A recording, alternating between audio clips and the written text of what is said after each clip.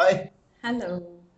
Now we are reviewing this Mexican thriller drama Netflix series called Oscuro Deseo, Dark Desire.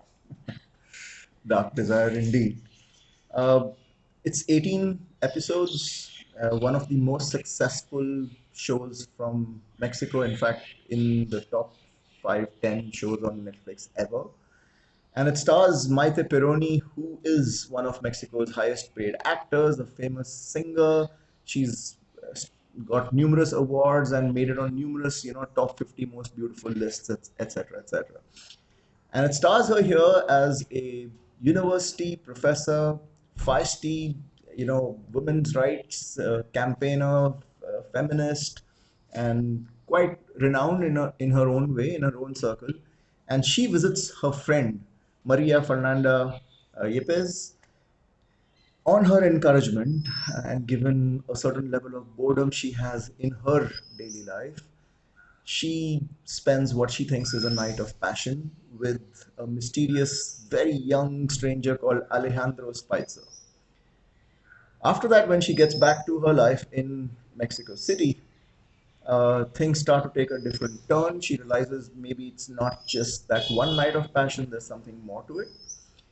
Obviously, now her brother-in-law then gets it. So her brother-in-law, in a way, gets involved. We see him play a key role. He's Eric Hazer, and he's kind of an ex-cop with a limp, etc., etc. Uh, there, other key roles are played obviously by her husband, Jorge Poza, who's a major judge, who's one of the senior judges in the city, and he's really close to his gorgeous assistant, Paulina Matos. And then they have a daughter as well, Regina Pavon, who's, let's say, early young adult. And in all of this, there is a murder. And then what happens? And it is soft porn. I mean, I don't want you to take away from that. There's lots of sex, not much nudity per se, but lots of sex happening, a lot of sexual situations.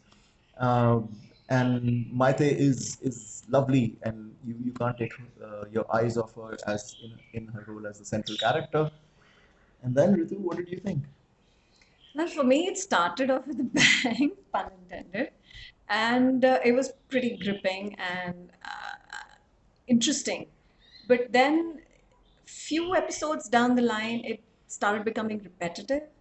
And like you mentioned, it was basically soft porn. So there were way too many unnecessary uh, sex scenes put in there, just sort of, I guess, to grab attention. And then eventually there were twists and turns which were kind of didn't make sense. Yeah. Or, why was the thing? I think it's also to do with the characters. I mean, there are at least one character that I didn't really get at all. Yeah. And then the relationship between that person and one of the central characters.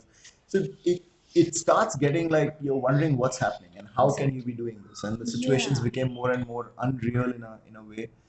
Though I do have to say the central plot is was intriguing. Yes. But now, was it too stretched out? I think for sure. Did it get into repetitive loops? For sure. For sure. Yes. For that I would like I started off with a very good rating and given her history, etc. But eventually I would give it a 5. Maybe not kind of thing. I think I would probably go with a 6. It does manage to hold your attention despite all the ups and the downs and the roller coasters, etc. By the way, there is a season 2 which is recently released. We are only talking about season 1, by the way.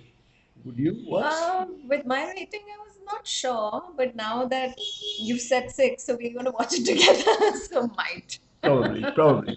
But yeah, Oscuro Deseo, the hit show from Mexico. Do watch it and let us know what you think. Thanks.